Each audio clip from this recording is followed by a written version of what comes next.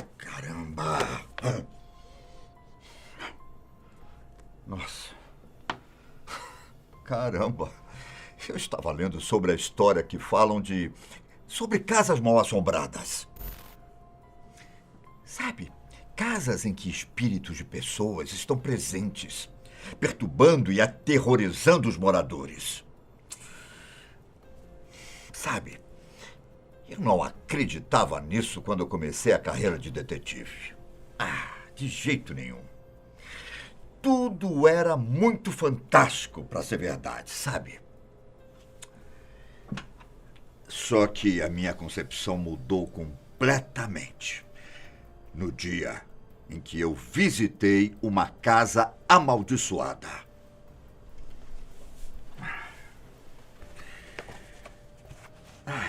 Caso você não saiba, eu sou o Bira, detetive particular.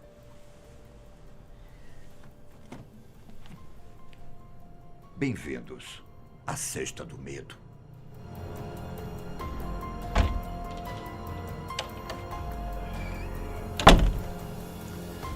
Ao contrário de algumas casas que se tornaram pontos turísticos para os fãs de filme de terror, como a mansão Winchester ou a fazenda, que serviu como base para a invocação do mal.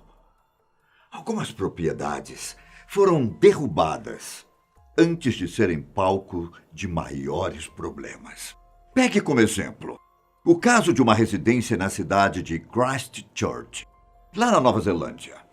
O ano era 2010 e eu estava lá, investigando o caso de um homem desaparecido, quando surgiram as notícias sobre Jason Somerville.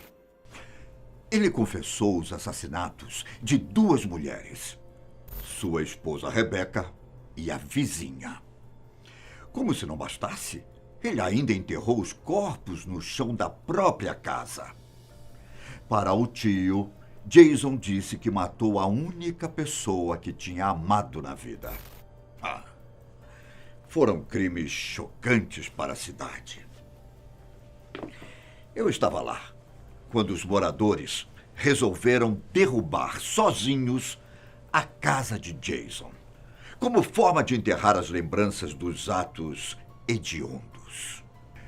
Tentaram colocar fogo na casa em 4 ocasiões, mas nenhuma delas deu certo. Ela estava bem destruída por conta das chamas e dos atos de depredação. Mas nada tinha sido suficiente para colocá-la no chão. Os boatos eram de que uma força havia se apoderado da estrutura, impedindo-a de ser derrubada.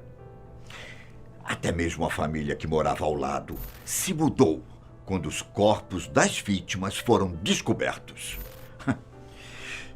Percebendo que a comunidade não queria aquela casa de pé, o governo acabou determinando que ela fosse demolida e que o lote se tornasse um espaço público.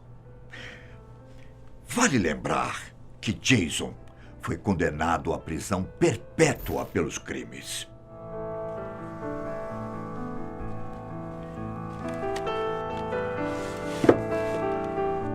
O mais curioso é que eu conheci algumas casas que foram demolidas e não tinham sido palco de assassinatos ou outros crimes. Elas simplesmente possuíam algum tipo de paranormalidade. Um bom exemplo é de uma casa que existiu em Indiana, nos Estados Unidos. De acordo com alguns donos, não havia registros de que algo trágico tivesse acontecido no local. Mas ainda assim, tratava-se de uma residência completamente assombrada. Mesmo sem ninguém morando nela, os vizinhos me contaram que escutavam sons saindo da casa. E quando alguém se mudava para lá, acabava indo embora com machucados e abalado psicologicamente. Uma das donas, que inclusive morou lá com a mãe e seus 3 filhos, disse que viu pegadas desconhecidas em direção ao porão. Presenciou a própria filha levitando na cama. E até mesmo fantasmas apareceram para elas. Quando a família tirava fotos, era possível ver vultos estranhos nas imagens. Mesmo chamando a polícia e até representantes de igreja, a família não conseguiu viver lá e acabou se mudando tempos depois. Com o passar dos anos, a fama da casa cresceu e chamou a atenção do investigador paranormal Zak Bagans, o mesmo que alegou ter ficado doente após visitar a fazenda de invocação do mal. Pensando em fazer um documentário, Zak adquiriu a residência por $35.000. O problema era que ele não fazia ideia do que encontraria lá. E não demorou muito para ele afirmar que existia uma presença muito pesada e maligna, o que o impediu de gravar a produção. Foi então que, em 2016, ele decidiu demolir a residência. Segundo as palavras de Zak, decidi destruir a casa porque não quero que ninguém more nela novamente. Eu vi coisas demais lá dentro. Existia algo na casa que afetava a todos. A polícia, a igreja, crianças, minha equipe de produção, todos. Olha, quando eu passei por lá, a casa já não existia mais. Só o que posso dizer é que é um peso no ar. É como se desse um calafrio na espinha. Ai, é só você chegar naquele lugar que você sente isso dentro de você. Já em Wisconsin, nos Estados Unidos, existe a história da casa Summer Wind. Eu fiquei sabendo desse caso em questão através de um amigo que esteve por lá, tempos atrás.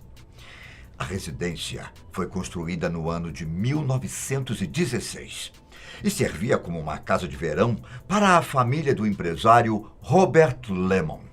Um dos primeiros relatos de atividades estranhas afirmava que Robert viu alguém invadir a propriedade. Ele foi atrás da pessoa, mas ela desapareceu e nunca mais foi vista.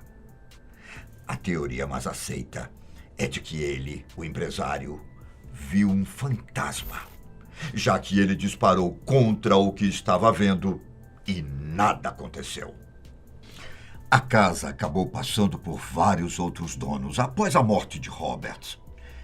E um por um reclamou de coisas estranhas na propriedade. Nos anos 70, uma família adquiriu a casa e não demorou muito para que começassem a ver vultos pelos cômodos. Perturbados com todas as atividades paranormais, eles conseguiram passar entre 6 a 8 meses por lá somente. A família nunca dormia bem. Ouvia vozes vindas de lugares vazios e os objetos ainda se moviam sozinhos. O pai da família chegou a ter um colapso mental e a mãe quase cometeu suicídio. A família se mudou e a casa foi comprada para ser transformada em um empreendimento. Só que o projeto não foi para frente por conta das assombrações. A residência acabou sendo derrubada sem que uma investigação paranormal fosse feita. Eu mesmo acho que não conseguiria ficar muito tempo lá dentro.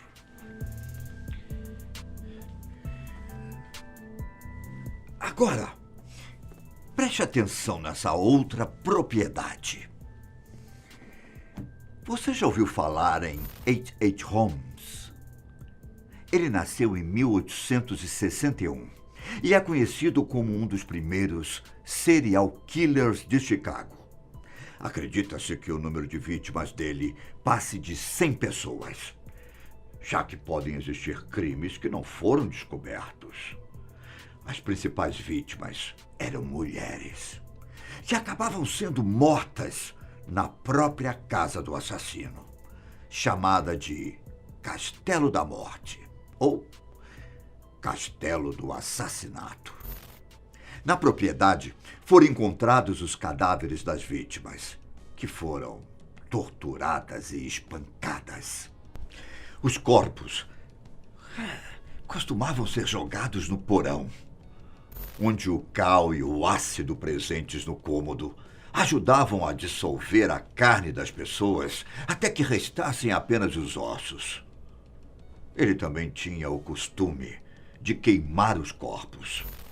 Holmes chegou a vender os esqueletos para conseguir dinheiro em cima dos crimes.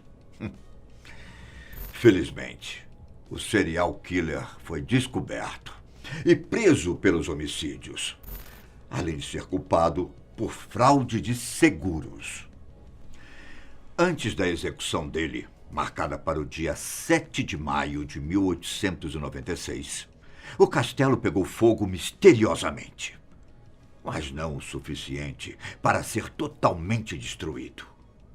Os testemunhos dos moradores da região falavam que a propriedade era maligna, justamente por ter sido palco de tantas atrocidades.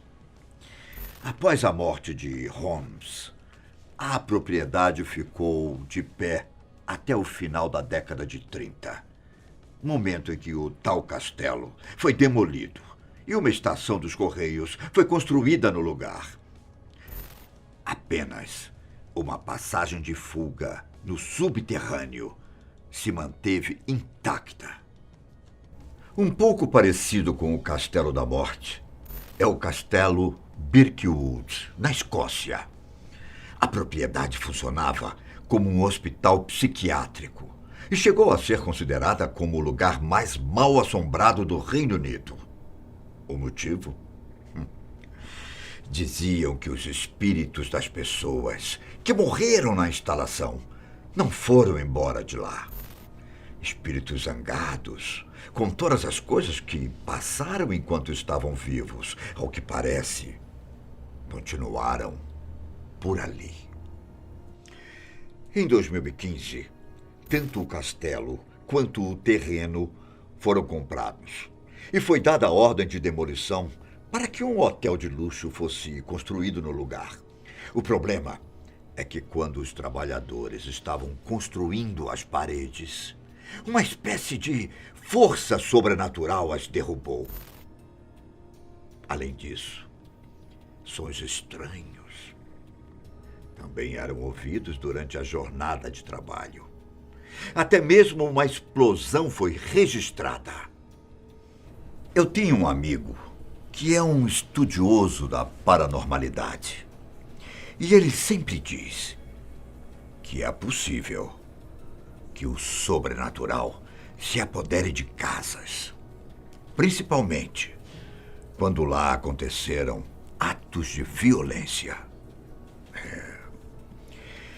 Você já passou por alguma experiência do tipo? Comente aqui embaixo. E atenção ao comprar uma casa.